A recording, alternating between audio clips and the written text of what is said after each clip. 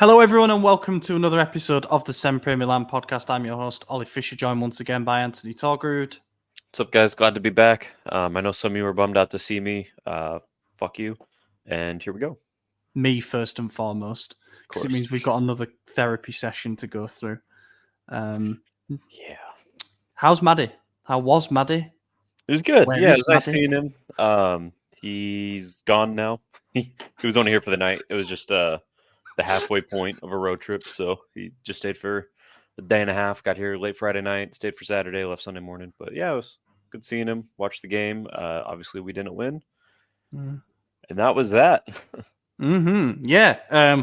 We got an interesting game to recap, and not just because of purely on-field matters, shall we say, but that is the 2-2 draw against Lazio, of course. And we are going to be talking about the Champions League draw, which took place on Friday evening, in the new format. So we'll be going through the 8 different opponents that we have in that.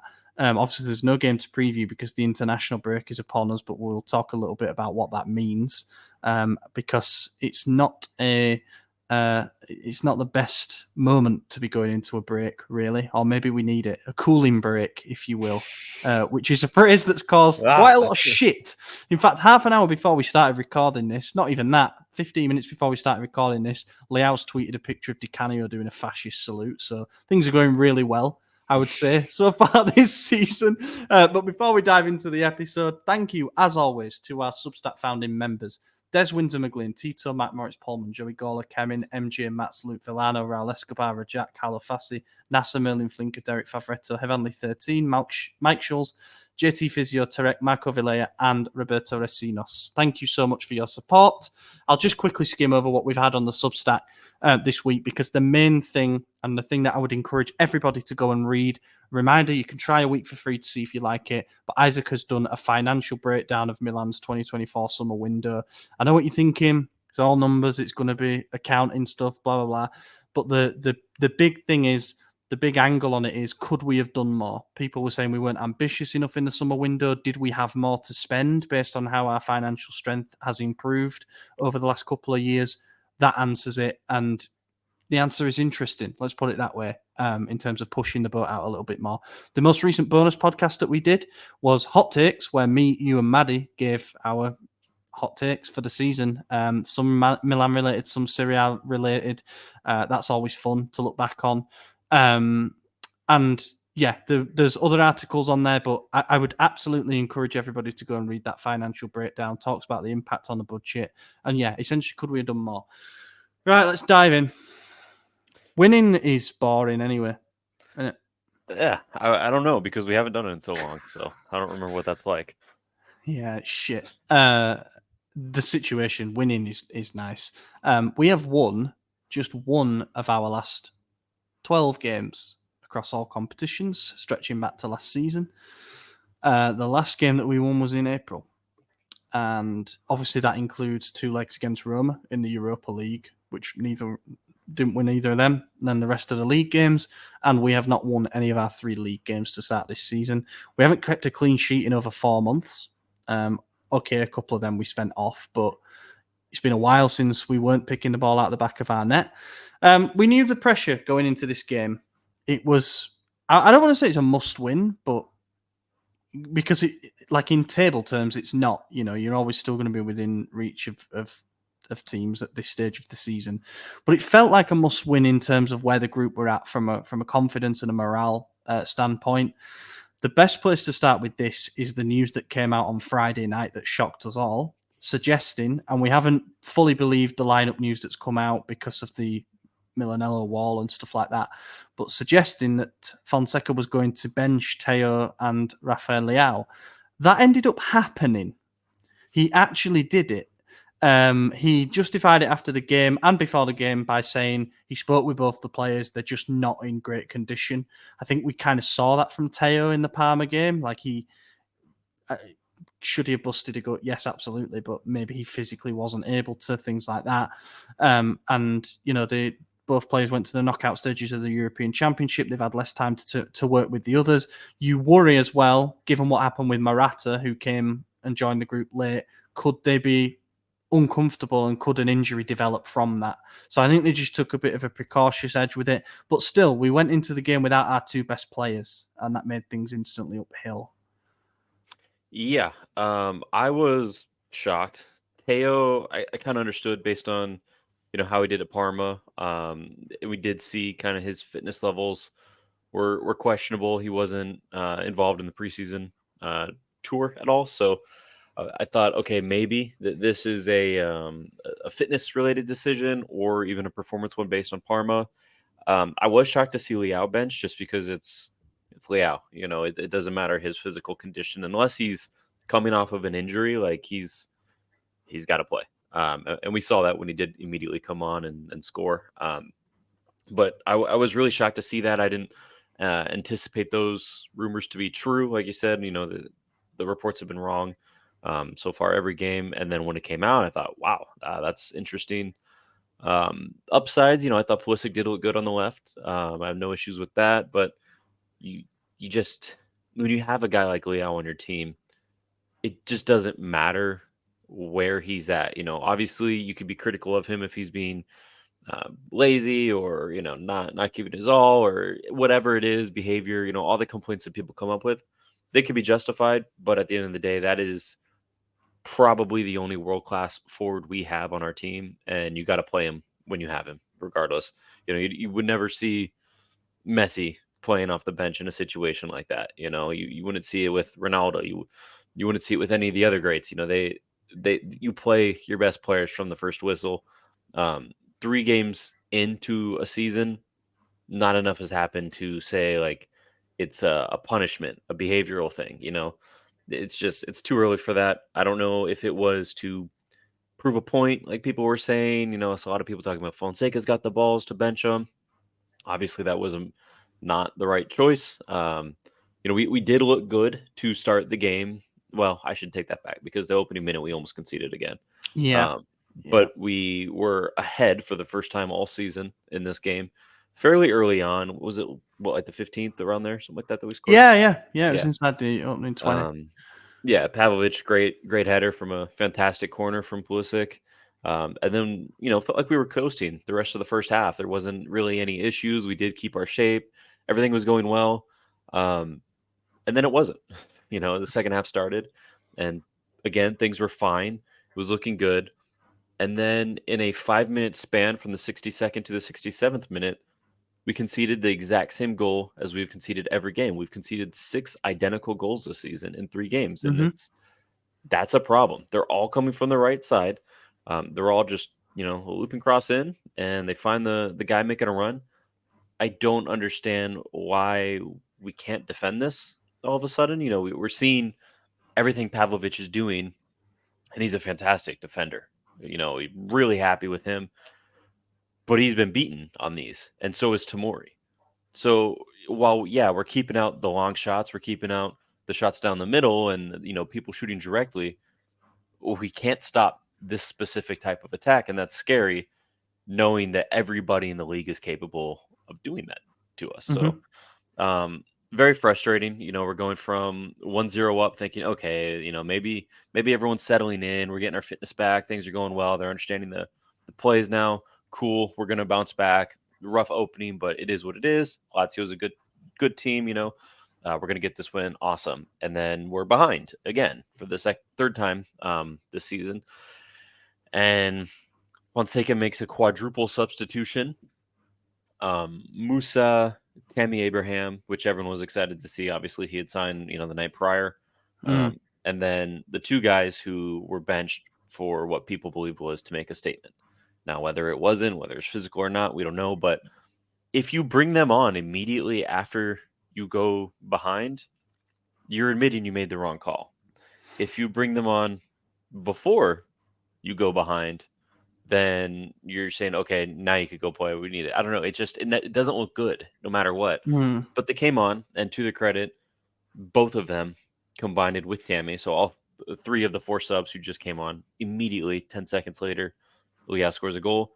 And then in just, of course, the water break, the cooling break, kills the momentum. I actually didn't have any issue with Theo or Leao not being in it. They were lined up, ready to go, ready to keep play going again. They did just come on. So immediately I'm thinking, no, they're ready to play. They just got the instructions 10 seconds prior when they came on. They don't need water. They just came on. So I was fine with it. But the more I see the complaints on Twitter, I do kind of understand the frustrations with it, because I guess optics aren't good. And obviously Musa and Tammy did go to the water break and they got further instruction. And of course, once you equalize, maybe the instruction does change. So they should have been there. But I don't think it was malicious. I don't think it was, hey, this guy benched us, I'm not giving him the time of the day. I don't think it was like that. I understand both sides of it, and I think we are blowing it out of proportion. But ultimately, they probably should have went to the cooling break. It's just a bummer that it happened immediately after the goal, because the momentum had swung massively.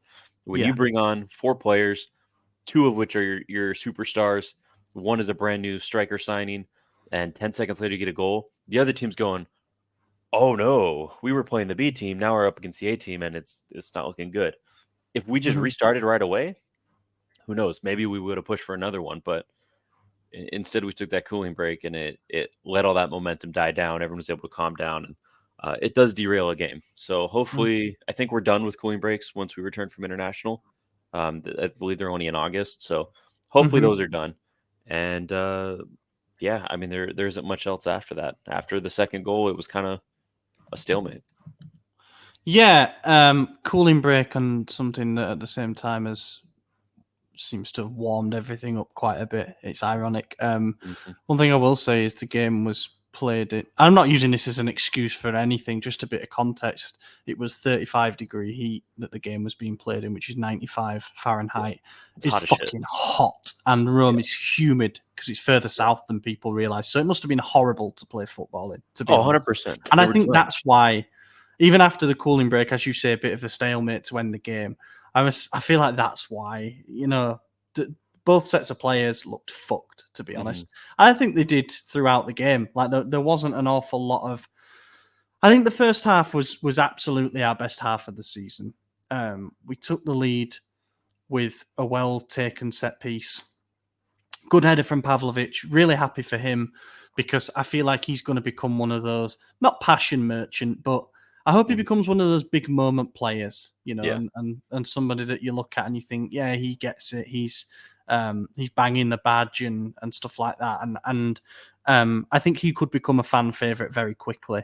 His defensive performance, on the other hand, was, I think I said in the chat, he's like Jap Stam on coke. Like, he's fucking all over the place, both in good and bad ways. I've never seen like a Rottweiler chasing a ball kind of thing. He is wild, and I quite enjoy it. It's chaotic, and he actually makes Tomori look really calm in comparison. Yeah. But the problem is sometimes his positioning is therefore very erratic. And yeah, he is all over the place, quite literally. But I still think he has been one of the positives from the last couple of games, if he can just channel that aggression in the right way. And yeah, at halfway, we're thinking this is good. We looked like we were containing them. There wasn't as much space between the departments, which was good to see. We were defending quite smartly off the ball, pressing in the right moments. Lazio never really got anything going. They've had a bit of a difficult start too. They won their first game against Venezia, but then lost to Udinese. So they were under pressure to respond with a performance, and they sort of got a bit of a jeering off at halftime. And I thought, we've got this game right where we wanted it. And as you said, 2 goals in 5 minutes, they go bang, bang. You don't have to do much to score against us at the moment. Again, as you highlighted, just play down our right side, their left side. And if you get the ball anywhere near the byline, a cutback is probably going to meet someone wide open. Like, that's the way it is. Absolutely needs to be fixed. It reminds me of when there was a glitch in FIFA where every time you like double tapped whatever, it ended in a goal. Literally like that. And that is something that, I'm looking at Venezia after the international break, but then Liverpool and Inter, those 2 teams will be able to exploit that. They really will. You're talking about Gakpo, Darwin Núñez, Mo Salah, Luis Diaz, Marcus Thuram, Lautaro Martinez. Like, we're fucked if we keep doing this, basically. They will batter us. It cannot be that easy to be beaten. It's a type of goal that every team is capable of. And it doesn't take a tactical mastermind to go and look at the 6 goals we've conceded in 3 games and go, yeah, these are all the exact same. We could do that. Even Venezia is now a risk, because they're looking at it like, yeah, well, I know how to throw a cross into the box. I know how to break away on a counter. We could score this. We could beat Milan. It's terrifying. Inter's looking at it like, okay, 7 derbies in a row. Cool. Liverpool's looking They at it just like, 4-0'd at Atalanta as well. Like, they're going to be flying again. Of course. Yeah. All the teams are looking at this like, all right, there is a blueprint. It's an easy blueprint. Until Milan figures it out, everyone's going to be able to exploit it. Everyone. So it's scary. They need to take this international break and really buckle down and work on it. The problem is, how many players are going to stay for international break? Probably few. Yeah, and I want to come on to that because we got a question about it. But I'm going to put this forward, and again, it's not excuses, because I do not want to make excuses for what has been copy and paste errors basically on our end. But I'm going to name the back four and the midfield pairing for the first 3 games. So Torino, we had Calabria, Tomori, Chiao, Salamanca's right to left, then Benacer and Loftus-Cheek. Then for the away game against Parma, that changed to being a back four of Calabria, Tomori, Pavlovic, Theo, then Musa and Reinders in the double pivot. And then against Lazio, it changed once again to being Emerson Royal, Tomori, Pavlovic, Terracciano, Fofana, Reinders in the midfield. So, and I get it, because you want to get these new signings in, but they need a bit of time to acclimatise. Some of the returning internationals need time to get back to 100%. But we are effectively changing half of that rear guard every game.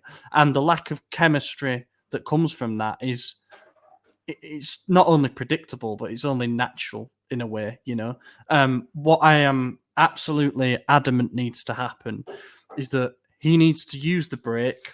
Players that are there or not, you can figure it out.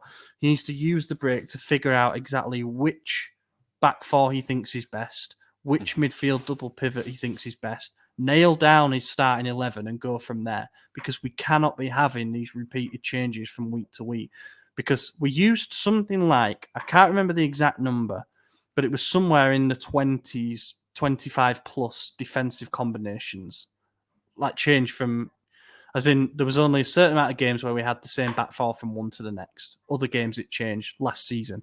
And I know we had injuries, but I think that is a big reason why we struggled to get anything going. Is because like these players were not building any familiarity. And when we started to get a little bit of something going, bang, 2 of the back 4 would be out. And it just hasn't helped. Like, we haven't conceded this many goals. So this is our first season with 3 games in a row to start the season, 2 goals conceded since 1983-84. And the early 80s for us were an absolute shit show. We got relegated twice. Once through the courts and then once through just being shit. Like, we finished 8th that season. This is like a historically bad start. We need to figure that shit out. Yeah, it's awful. I mean, I think for the back line, like, we know the center back pairing, Tomori Pavlovic, that's probably not up for discussion. I think we know Theo is not up for discussion. The big question is the right back. Is it going to be Emerson Royal? So far, he has not shown me anything to say he's better than Calabria. Is it going to be Calabria? We don't know. Obviously, the club wants to replace him. I think most fans want to replace him as well. Problem is, the guy we signed could arguably be worse. We don't know who's going to be that right back spot. So that's going to be changing still. Mike's obviously set. He's not going anywhere. We know that. The double pivot is interesting also, because I think it's most likely going to be Fofana Reinders for the majority of the season, but it won't be every game. We just have too many midfielders. So you're going to see Musa rotate in. You're going to see Loftus-Cheek. With Benacer not going anywhere, if he's not in Saudi by tomorrow, he's going to be playing again. We're not going to make him rot on the bench, so he'll get game time. But as of right now, I don't think Fofana's ready. He didn't look good. The nicest thing. So Bader came to the house and watched the game with me, and Bader said the nicest thing I could say about Fofana's performance is that I haven't noticed him. which, it's better because with Loftus-Cheek, okay, that's a misplaced pass. With Musa, you're thinking that's a misplaced pass. With Benacer, you're saying, holy shit, he looks fat. There's a lot Reinders, of, you're like, what? yeah, why are you shooting? Yeah. Who's this guy wearing Reinders' shirt? Because he was not good either. Yeah, I mean, they've all been bad. And the few moments of Fofana that I can remember were really awful shot attempts, nowhere near goal when he had options. So that worries me again. His position doesn't require him to be shooting, and yet, just like Reinders, they were doing it. But if he can get that under control, if Fonseca gives him the right instruction and he understands it, then that probably is the pivot. Yeah, on paper. The thing is, I think it's okay. We can sit here and say this is going to take time. Like, it's going to take time for an 11 to gel. It's going to take time for him to implicate his playing principles. Fonseca, that is. Like, we don't necessarily know what they are at this point. Mm-hmm. He might have to adapt on the fly as well. That's what a good coach should be able to do. But we don't really have time anymore. We've taken 2 points from a possible 9. We're already 5 behind Juve and Inter, who Fonseca himself declared that we should be fighting for the title with those two. And I think we as a fan base sort of believed that too, because we'd kept everybody and we'd only added pieces, both depth and starting 11 players. Yeah. We no longer have that time. Everything needs to click from that Venezia game because of the magnitude of the 2 games that follow. Sky have already put a report out saying that the first evaluation will be after those Liverpool and Inter games. That's what we're working with here. It's the same metrics that I suppose Gianpaolo was judged by. It's ultimately it's a results business. If we'd have taken 7 points from 9 and looked really shit against Torino, ropey against Parma, ropey against Lazio, but we've managed to pick up a couple of wins, we dropped a couple of points, you'd be like, all right, but we can build from something here. But we look so far from the finished product at the moment, especially based on the little bits we saw in pre-season. And that's why we look far from pre-season. Yeah, we've regressed from there. And yeah, we look so far from being the complete team that Fonseca will want to see, that it's like we can't afford that patience anymore. It does just kind of need to click into place. Otherwise, we are going to be double digits points behind our supposed title rivals very quickly. And that's concerning because, like you said, Fonseca has said it, Zlatan has said it, other people have said it, I can't remember who, but they've all declared the Scudetto is our target this season. When you're coming out and you're saying it that boldly during preseason, then you got to at least be close. You got to be fighting for it till the end. You can't be starting the season 2 out of 9. Even Gianpaolo, gone after 7 games, was on 6 points after 3 games. He had won 2 of his opening 3, and that's worrisome. It's when you look at the preseason performances against the level of clubs they were. Obviously, the lineups were just thrown together, but the way we played gave us good feelings going into the season, right? We looked at it and we said, okay, if this is how we're playing with these guys, wait till we get our starters in and they're doing the same thing. We're going to be incredible. We were crushing it. And it's like as soon as the first official whistle blew, everything out the door. They all forgot. And I'm not too sure how to fix it, to be honest with you. It's scary. But if you're waiting until after Liverpool to make that assessment on him, what is the key to keeping him? Is it eye test? Does it look better? Yeah. Does it mean they have to beat Inter and Liverpool? Because I got bad news for you. I don't think that's going to happen. Is it you need to beat Venezia and then just draw the other game? Whatever it is, best case scenario, you win all 3. You're still only on 7 or 8 points out of 15. Like that, not exactly beautiful. There's a lot of work there, and when you have 2 weeks to find a replacement and start that training and implement some ideas and not worry about transfers, you just worry about what can I build with this team and the players I have. Like, I don't know, the first international break tends to be when that first team does it. And I'm not saying we should sack Fonseca right away. I was a supporter of him, obviously. It wasn't my first pick, but I didn't hate the idea. But it seems kind of like there isn't a proper direction with it. If they're going to say, okay, we're going to give you until after 2 of the hardest games of the season, knowing that you fucked up the first 3 simple games of the season. Like, what change do you anticipate? I don't know what they expect from him. It's should be the other way around almost. Like, exactly. if into round 3 and we got a bit of a beating from them, you're like, well, not ideal, but it's happened before in the recent past. Okay, now you've got this run of games where we really need to see things improve. And instead, as you say, it's the toughest challenges. Yeah, that are to come. it's like, see, if you're a kid in school and you're getting Fs on every test, and then 1 D or 2, you start the season with a D, you get an F, and then another D, and then the teacher says, "Hey, if you don't get an A on the next 3 tests, you're going to get held back." It's like, well, how do you expect me to change? Yeah, exactly. Yeah, see you next year. No.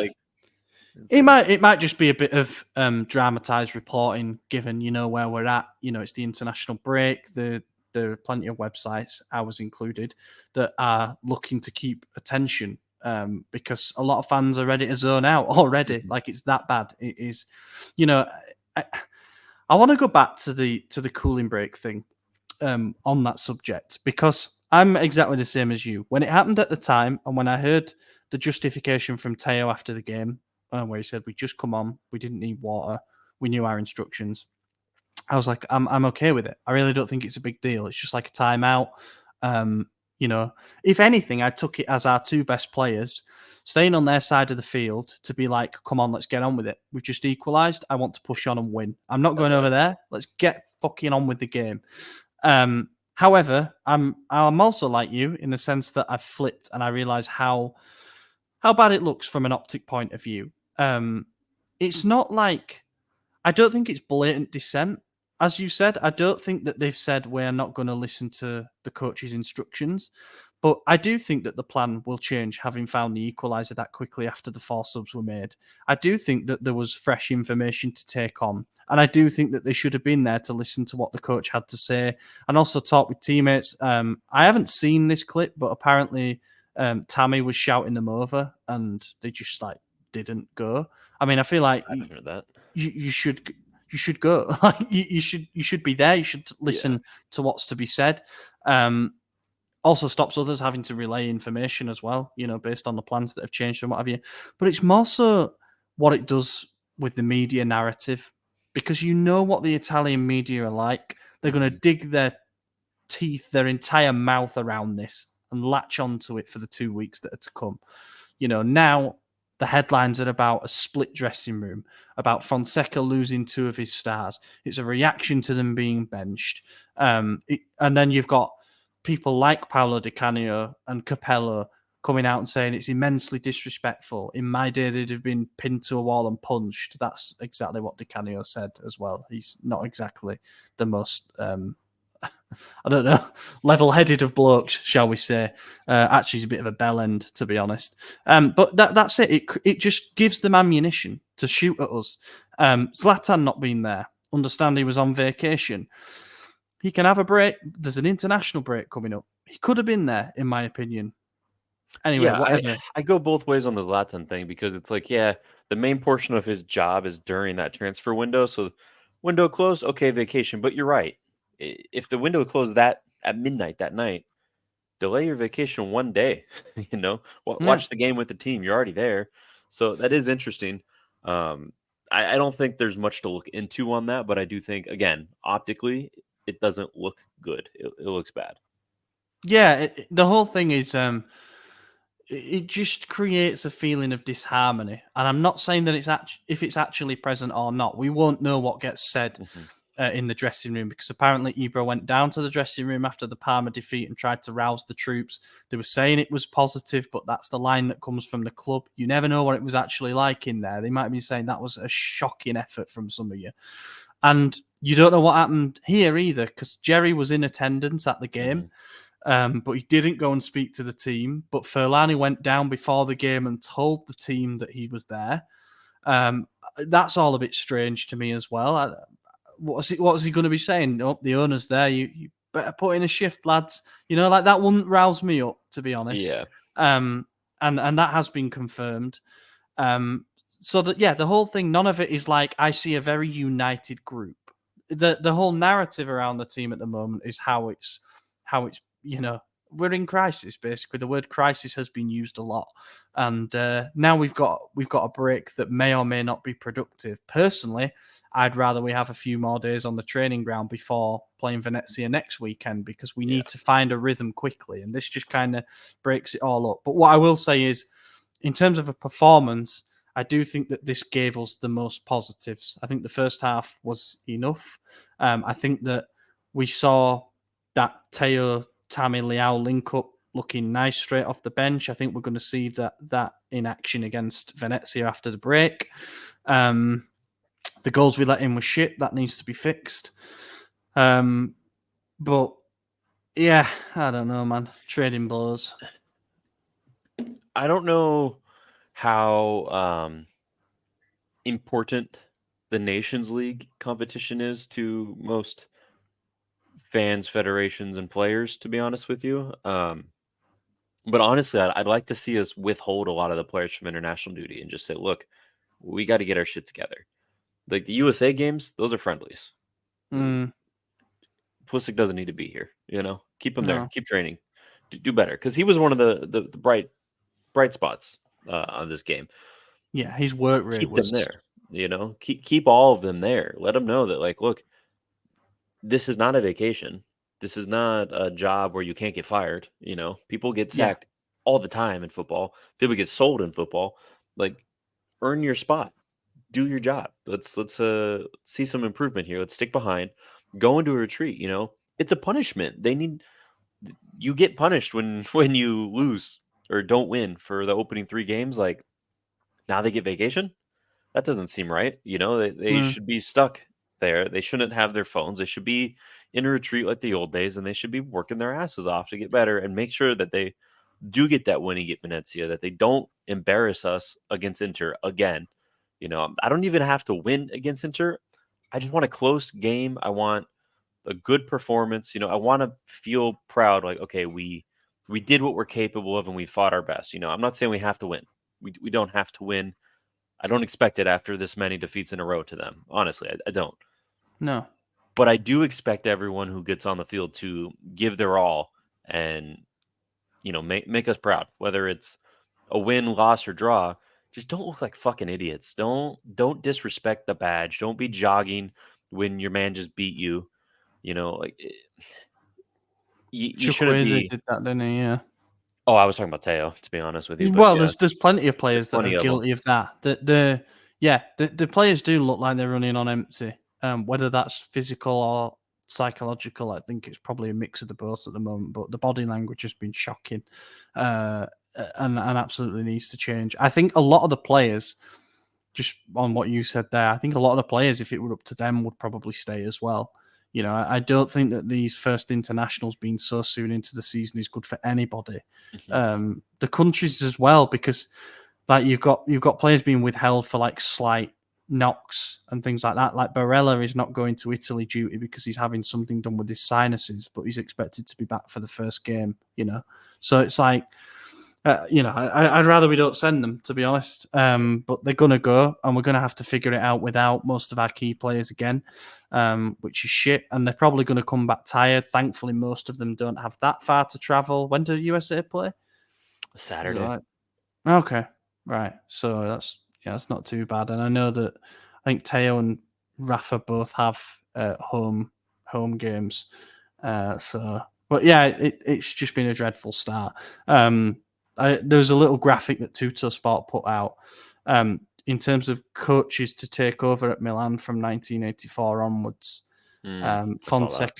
Fonseca's bottom of the pile with 2 points from the first 3 games. You got a group there on 7. Even Clarence Seedorf got 7 points from the first 9. But yeah, Cesare Maldini, Ancelotti. The other worst ones with 3 points were Capello, Montella, and Mihailovic. And Montella and Mihailovic in that mid-2010s when we were an absolute basket case. Obviously, you got the 2011-12 season, which keeps being referred to because of how badly we started that. We won 1 in our first 5 games in that, which is obviously an awful start. But we then won 10 out of 12, and we didn't lose any of those. And in that 12-game run, the goals scored went 3, 4, 4, 3, 4, 0, 4. You know, like we were scoring 3s and 4s. It doesn't matter how you're defending when it's like that, but I don't see us really having that in us at the moment. You know, like the world-class attacking talent that we had then.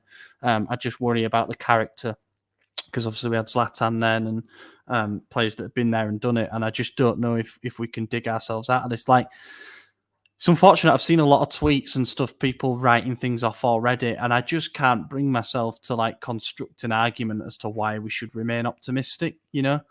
And I hope to be wrong. I hope we go out and smash Venezia, and I hope that the players start playing with a little bit of swagger, because I think we need that for the games against Liverpool and Inter, because Liverpool, you know, dog walked Man United at Old Trafford. They can absolutely do that again to us. Yeah. We need to find something. We need to find a collective to kind of bring out the individual within the team, because, yeah, at the moment it's far too disjointed. Tops and flops from Lazio.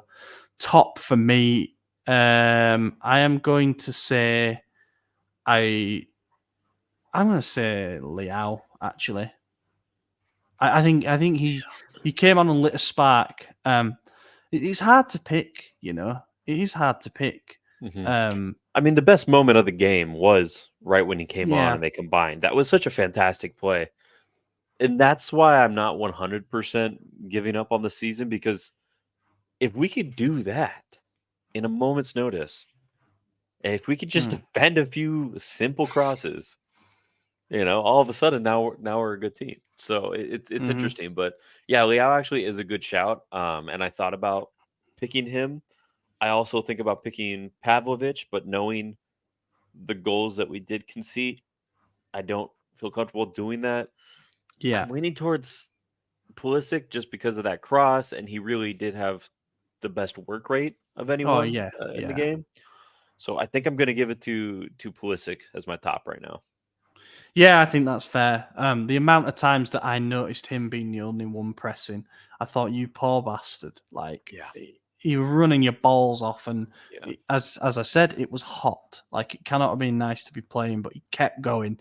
I just worry we're going to hear that like he overexerted himself at some point and he's out for a while. But, you know, touch wood, that hasn't come yet. Flop. Do you know what? I think that you could actually give this to a number of different players. Emerson was shocking on his full debut. Fofana wasn't great either. Reinders was a big disappointment, because in games like that, we need to rely on winning the midfield battle, because Lazio's midfield is no longer Milinkovic-Savic, Luis Alberto, Lucas Leiva. Like, it's not that anymore. You know, it's a midfield that we absolutely should be getting the better off with those three, and I include Loftus-Cheek in it. I think RLC was so poor again with his end product, but he had a couple of moments where he took us out of defending on his own into transition. If he could just find a bit of fucking final ball, that'd be lovely. Chukwueze was crap again, and like he gave up on a couple of occasions in tracking back, and he left Emerson exposed before the first goal. Really not good. Terracciano was awful as well. Terracciano was like a 5.5 out of 10, and that's, in my head, I'm like, not bad. Well done, Filippo. That's a step in the right direction. So I don't know. In my mind, I'm like, okay, I can move on from him. Tomori's kind of the same. Like, he wasn't a disaster, at least compared to some of the errors we've seen from like Chow and stuff. I'll give it to Emerson. Like, we're conceding a lot of goals down that side. Number one instruction has to be, can you stop the supply of balls coming into our box? And the answer was no. Yeah, I don't know. I was kind of leaning towards Emerson as well.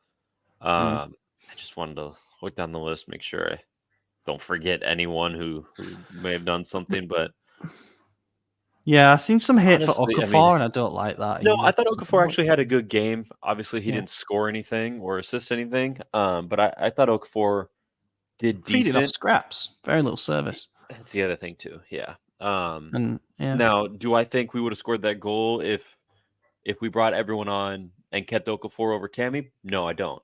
I think that was just the perfect storm to build up. I think they all were motivated and ready, and I think Okafor probably was exhausted because, like I said, 95 degrees running a half marathon. Not ideal for anyone. So he probably wouldn't have scored if it was him in that situation. But that's why you make substitutions. You got to read the game correctly. And Mm-hmm. I don't know who I'm going to give it to. I think I'm going to stick with Emerson. Terracciano is the player that I've been most disenchanted by since their arrival. And so far, Emerson's giving him a run for his money. He's Yeah. hasn't played a whole lot of games. And I thought, that again, before the season started, all I had was preseason to go off of. And I was like, we actually look very, very fluid, very good. I'm going to trust this. I'm going to trust it. Maybe it was just his time at Spurs was a little off and he'll get back to that old form. Yeah, 0 for 2 on that guy. So, Yep. Not good so far. We get a break anyway. And what happened the day before the game was the Champions League draw. So this was basically like we know the new format as it divides opinion, but it goes from being groups of 4 to a big league, and you've still got the pots, but effectively it decides how difficult your opponents are that you draw. Each team was still individually drawn, and then a software program matched you up with your opponents. So a little bit open to manipulation, if you ask me. But we were in pot 2, and therefore you can pretty much zoom in this draw into which pot 1 teams we got. The pot 1 in order was Real Madrid, Manchester City, Bayern Munich, PSG, Liverpool, Inter, Dortmund, Leipzig, and Barca. We couldn't get Inter because domestic draws are not allowed. So I think the 2 best ones from there, you're looking at like Leipzig and Dortmund. Even though Dortmund got to the final, a lot's changed there. And you wonder if they might suffer because of it. What we ended up getting was Liverpool and Real Madrid. And then from pot 2, we couldn't get Juve or Atalanta, so it was Leverkusen, Atletico Madrid, Benfica, Arsenal, Club Brugge, or Shakhtar. We ended up with Club Brugge and Leverkusen from that pot. So those were the ones that really mattered. I think Real Madrid is a shitter. I think Liverpool will be a tough game, but we've got that one at home.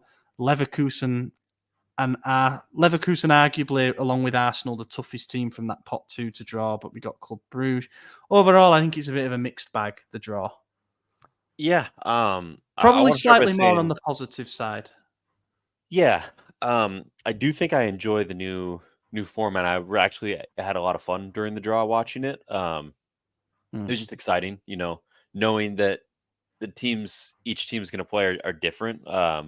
Was cool, and knowing that it's more teams and that you only have to play those hard ones once is nice. Yeah. Obviously I wasn't too thrilled about Madrid and Liverpool being picked, but like you said, it's a software. Had a feeling those teams are the ones. It's interesting how that always works out. So yeah, the 3 teams with the most Champions Leagues. Yeah, all coming out together.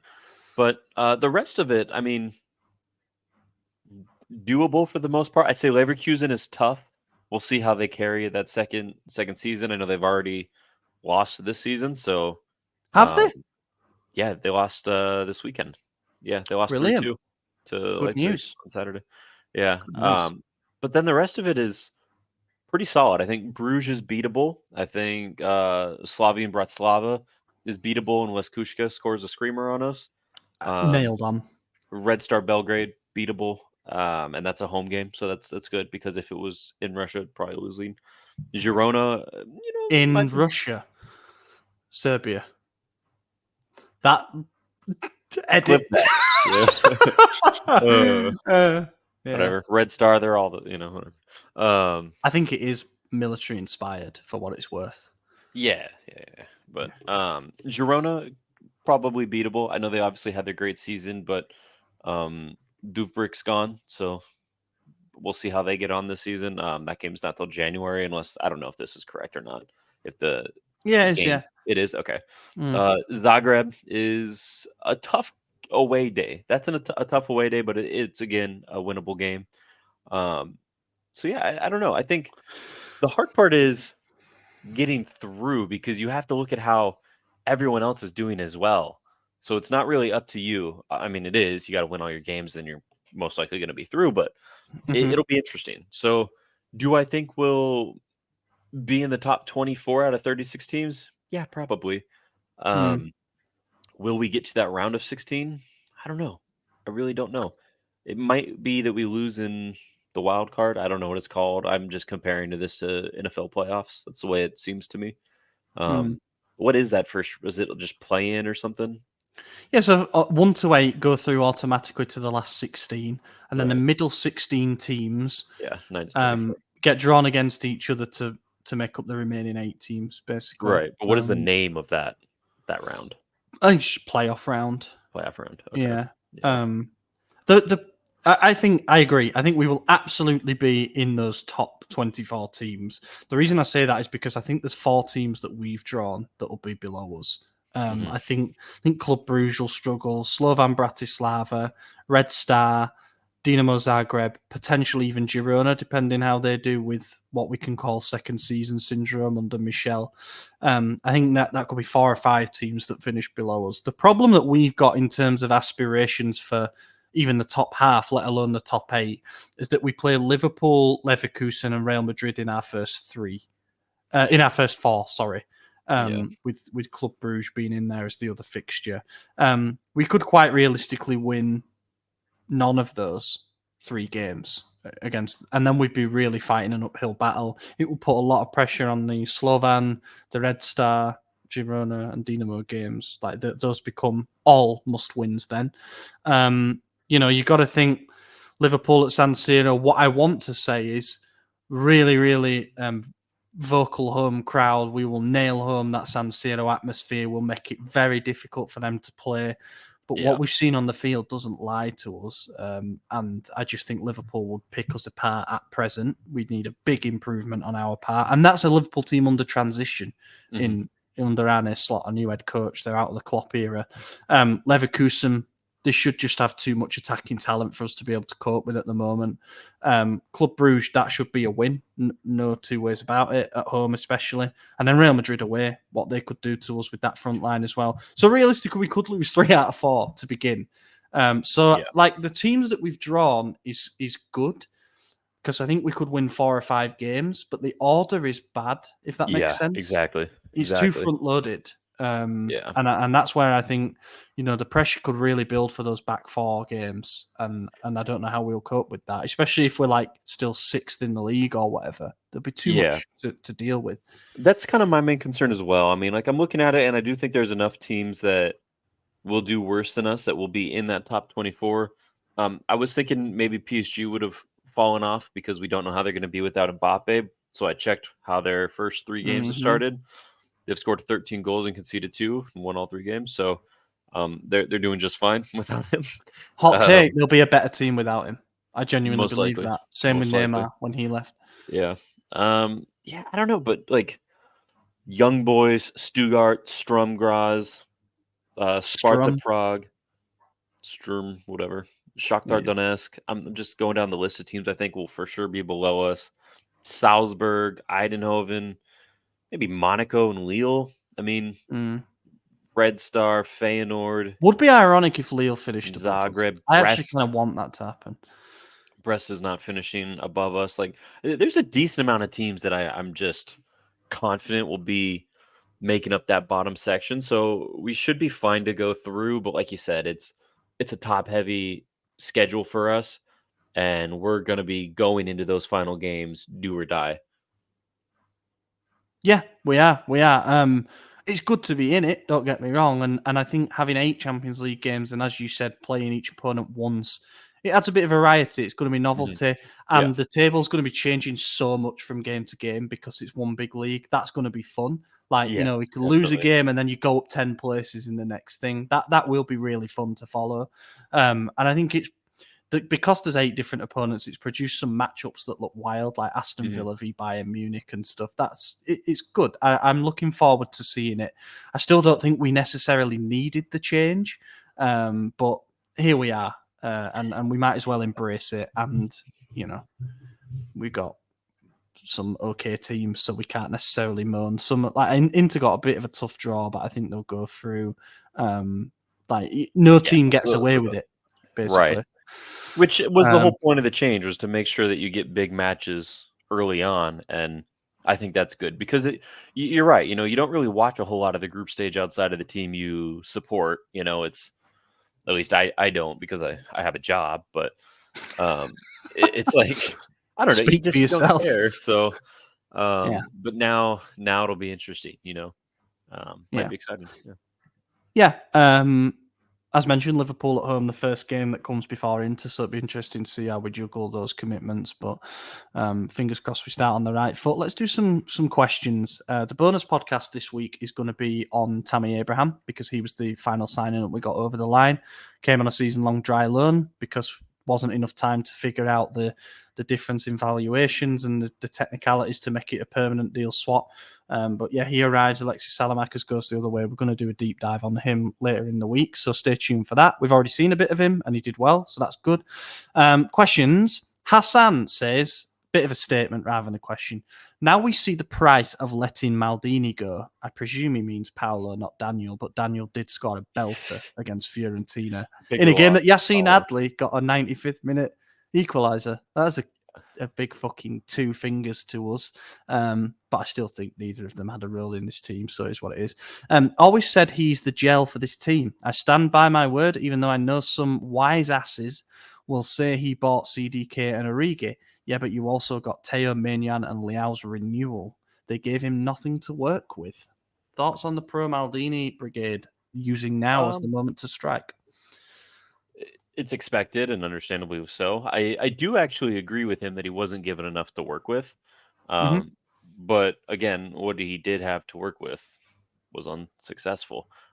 Getting a renewal is not really that impressive to me. When you just won a league title, everyone's high hopes, and then you offer to double someone's salary, they're going to say yes. So I don't weigh that as like this groundbreaking achievement of a sporting director. I feel like that's the bare minimum is keeping your best players. Yeah. But yeah, I do think, he wasn't given enough to work with. So there's, I guess, the middle ground that we find. I know I'm the wise ass he's referring to, and that's okay. Yeah, I don't think he was the gel of anything. I think every player liked him, but the dude retired in 2009. These players rarely watched him. They were born in 2000. These are actual children that we're commentating on here. So the impact of Maldini on their youth as developing players is a lot lower than that of their fathers, and that's okay. That's how things go. In 5 years when new kids are coming up, they're going to be talking about Messi and Ronaldo, and then 5 years after that, they'll be talking about Neymar and Mbappe. And Holland. That's just how it goes. It's okay to let go. It's okay to move on. I promise, life will be fine. So, yeah. Do I think Maldini was the glue? No, I don't at all. Do I think the management have got everything right since then? Of course not. There's right and wrong on every side of every argument, and it's okay to be impartial. It doesn't make you a shill for anyone, so it's okay. Do you think he was on glue with some of the things that he did? What do you mean on glue? Like on glue. Oh, like drugs? Yeah. Origi over Colomboani and not signing Enzo Fernandez and not signing Julian Alvarez and stuff. Anyway, I'm not gonna whack him with that. I just wanted to use the glue thing. But there is no Maldini wasn't definitely right in everything he did, and he wasn't definitely wrong in everything he did. As you said, there's far too many caveats to judging his reign. Do I think he should have been given more resources to work with after delivering a title? Yes, but he hit with some transfers. He missed with some transfers. Things like the Maignan signing, you can go back and say, huge. Well, we only had to sign him because we let Donnarumma go for free. You didn't sort that situation out beforehand. Hakan went on a free. Romagnoli went on a free. Kessie went on a free. All these players were allowed to walk out the door. Leao's renewal, we know now, was mostly done by Ferlani because he had to negotiate the fine aspect with Lille. So there's bits that he deserves credit for, like personally convincing Theo, taking a punt on certain players like Benacer. I do believe that that you can weigh up both sides of the scale, and I think it probably actually comes in about even. What we're talking about here with him being the glue is like his impact, his aura in and around the training ground. You know, he was at Milanello every day alongside Massara. It's reported, and you see some photos suggesting he takes certain players to the side and speaks to them. I do think that's important. Like, you need a mentoring figure, and there's something about it being Maldini that just would make me feel more confident than it being, say, Baresi, for example. As much as I love Franco Baresi, he is still the true Capitano to many people.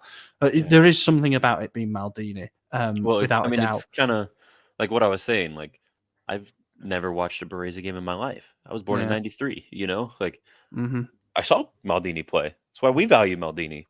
Yeah, these current kids didn't. And that's okay. And I do believe if Maldini was willing to go down on his shield when Jerry approached him and said, "Look, I think we're gonna swap you out with Furlani Moncada, and you could take this ambassador role that we now have Zlatan doing," I think he'd still be here. You know, I know Maldini has too much pride to do that, and I'm not saying that's even a bad thing, but it wasn't like he had no opportunity to stay at the club. Like, there's two sides to every story, and you're going to hear the side that's most beneficial to the one that's telling it. So exactly. I think they both made mistakes, being Jerry and Paolo, and if they were willing to, they could have came to some sort of understanding, definitely. But it is what it is. It's in the past. Move on. Like, I don't look back at Maldini's era of sporting directorship as a negative.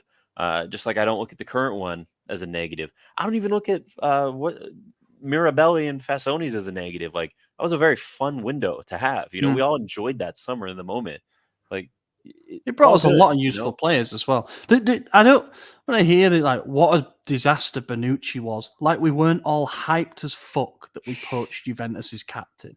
Like, come on, like, let's not have the revisionism stuff. It doesn't wear well on anyone, to be honest. And I think we need to snapshot this moment where we are right now, straight after the 2024 summer transfer window, and look back, and all of us admit and put down in writing that we are quite happy with the summer window in terms of retaining star players and in terms of adding at least a couple of pieces that we really needed. Are we all fully sold on these being 10 out of 10 signings? No, absolutely not. But I just think it's important before all the hindsight kicks in, like, well, we all knew that Morata was going to be a disaster and stuff like that. I don't know.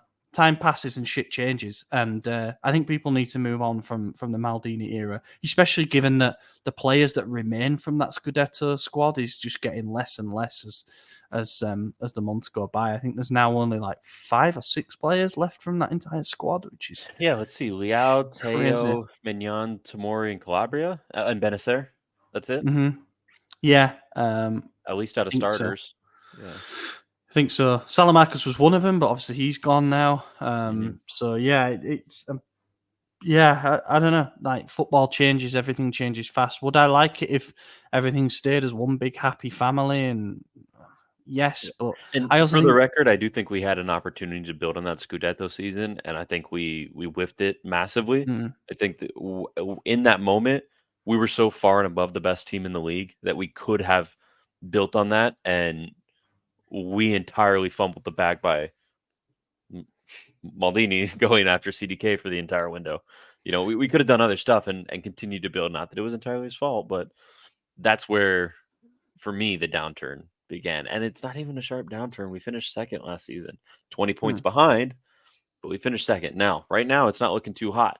But again, we have 35 games left, so I'm not gonna hovering over the panic judgment now. Yeah, my hand's right above it. You know, I'm about to press the emergency button, but I'm not pressing it right now. CR7 with the Champions League logo button. That was quite funny during the draw. Exactly. Like, I know it's not as straightforward as this, obviously, because we know what happened with the negotiations and what he said at the Olympics and stuff. But I always think back to the sliding doors moment of Kessie scoring that goal to put us 3-0 up against Sassuolo and effectively sealing the title for us.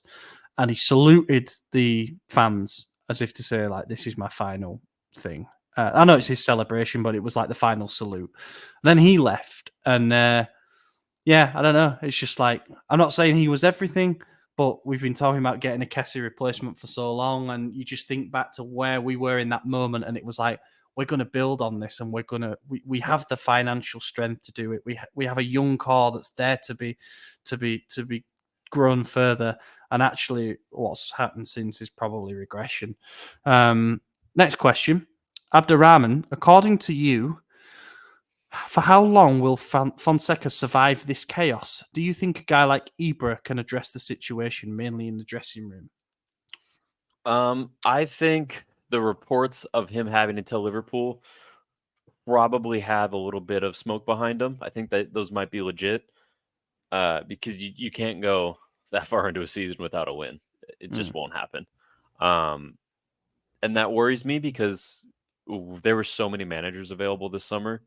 And if we give up on the one that we picked that early, it They're unveils a admitting they lot got more it wrong. problems than just that. I mean, we were interested in Lopetegui, and supposedly fan voice is what changed it. Do we know if that's true? Of course not, but that's what it appeared on the surface.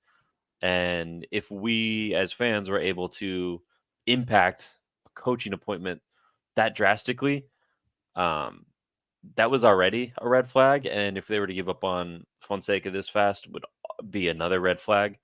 But my main pick was Conceição, who's still available. So if it happens, hopefully that's the route they go. I don't know. I remember Di Marzio was doing a bit for Sky after that Lazio game, and he was talking about Milan's decision to say no to Lopetegui and then to turn to Fonseca. And the host of the show interrupted him and said Allegri, Sarri, De Zerbi, and Tuchel were available, and Di Marzio said they were all evaluated but never contacted. None of them ever spoke to Milan, nor did Milan present a project to them. That suggests to me that we had a very clear idea of the kind of coach that we wanted in mind before we began the process of replacing Stefano Pioli. And I think Lopetegui kind of fits into the same tier as Fonseca in terms of being a manager who is regarded as having a good style of football to watch, but ultimately he's never going to demand the sun and the moon. He's never going to be too controversial in the media, issuing public demands left, right, and centre like Conte might do. And I also understand the reasoning for not going for like a trendy profile such as De Zerbi, because the results that he had at Brighton were too volatile. But now this is what you've got. You've got people revisiting that decision and saying, look at all these names that were on the table, when in actual fact, we know Conte was never on the table, and for good reason. We know Tuchel, we were probably never going to pay his salary as much as we'd have liked him to come in. Klopp was leaving Liverpool. Klopp said he wanted a break. Like, he was never on the table. And you can go through the names and ultimately you end up with Fonseca. A lot of people were very vocally against it, but I'd go so far as to say just about the majority of the fan base were like, okay, let's see what he can cook. And we can't, as Saki put it, we can't deem him a failure after 3 games. That wouldn't be fair. But we do need to see an obvious turning point, soon. Otherwise, I think then everybody turns on a management as well and says, you were the ones who made the decision, you've got to go to. Heavenly 13, a bit more of a football-related question. Is it time to drop the double pivot and switch to a three-man midfield? Yes. Yeah, 100%. I think we both wanted it last year. We don't have a 10 in this squad. So why are we trying to force people to be one? Liberali is the only actual 10 we have, and he doesn't play for us. So it's strange that we're trying to make a guy like Loftus-Cheek with his attributes play a 10. Can Pulisic do it? Yeah, I thought he looked fine, but he's a winger. Both wings are better than 10. And I don't have any problem with him playing as a 10. I think he actually is a decent 10, but he's overall not a 10, and he shouldn't have to play that position. We shouldn't be forcing ourselves into playing or fielding a luxury position that we don't have a player suited for when we have so many defensive issues. It would just make more sense to have a flat 3-man midfield. Someone could drop back and be a bit more defensive when we're going forward, because that's when we're getting beat, is on the counters. We make one bad pass. Oh, now they're in on goal, So let's just slow down. Let's back up a little bit. because it's not like with the 10 we're scoring a shit ton of goals, so we might as well keep them out. You know? Yeah. We don't need a 10. I remember in the January crisis of the season of the Champions League semi-final run, when Pioli switched to playing a 3-man defence just to try and stop the bleeding, add an extra centre-back into the box. We effectively played a back 5 for quite a lot of that spell, and it was only a few games. But just let's make sure that we're a lot harder to be scored on, and hope that things take care of themselves at the other end. If we had another centre-back in our ranks, like let's say Kalulu was still here, I'd probably be advocating the switch again to a 3-man defence and being like, let's figure out some stability before those 2 games that come up. You know, who would be our third man right now? Would it be Gabia or would it be? Gabia, I guess. It would have to be him, which is problematic in itself. Chow, yeah, he actually looked best in that 3-man defence with Tomori and Kalulu, funnily enough. But I think if you're looking at a 3, it would probably be Pavlovic on the left side, Tomori on the right side, and Gabia or Chow down the middle is fine. Emerson Royale actually played as a right centre-back. I don't trust him there now. I wouldn't do that. In fact, I'd like to keep him as far away from our box as possible at the moment. But I just think, the wing-backs thing, again, it's a big thing in Theo's favour. The problem is that Fonseca, when he played a 3-man defence at Roma, he played a 3-4-3. And I think if our 2 in the middle were Reinders and Fofana, it doesn't give us enough. There's not enough control there for me, you know. And I don't think we can play a 3-5-2 either and match up into system-wise, say, because I don't think we can play a front 2 without benching Leao and or Pulisic, probably both. You know, you're going to playing. So, the squad isn't built for that. But again, I'm just thinking about stopping the bleeding and how bad the defense has been. Like, what is the number one problem with the team? Like, what's the first thing that we need to fix in order to go back to being competitive? It is the defense. And part of me is like, just get that sorted. Forget about the rest of the pitch. Like, we need to be going 0-0-0-1-0-0 in terms of goals conceded. Otherwise, we have not got a hope in hell of doing anything in any competition. But yeah, I don't think we're going to go 3-man defense anyway. Let's put it that way. So for now, a 4-3-3 will have to do, and you just hope that everybody does their job. We'll wrap it up there. I've seen the time. Sorry if I didn't get to your question. We can maybe answer a couple on the bonus. We'll see. But thank you to everybody who listened to the rant this far. Not a pleasant time to be a Milan fan at the moment, but we've got a break. Let's cool off. Let's regroup, and we go again next week. We'll be back with the Venezia preview and see if anything's happened over the break. But in the meantime, I've been your host, Ollie Fisher. Find me on Twitter at Ollie Fisher. AJ, cheers for joining. Yep, I'll be here next time. Thank you for watching, everybody. We will see you next week. Gol! Ancora Theo! È una meraviglia! Il gol di Theo Hernandez da un'area all'altra! È una meraviglia! Senti il mio cuore!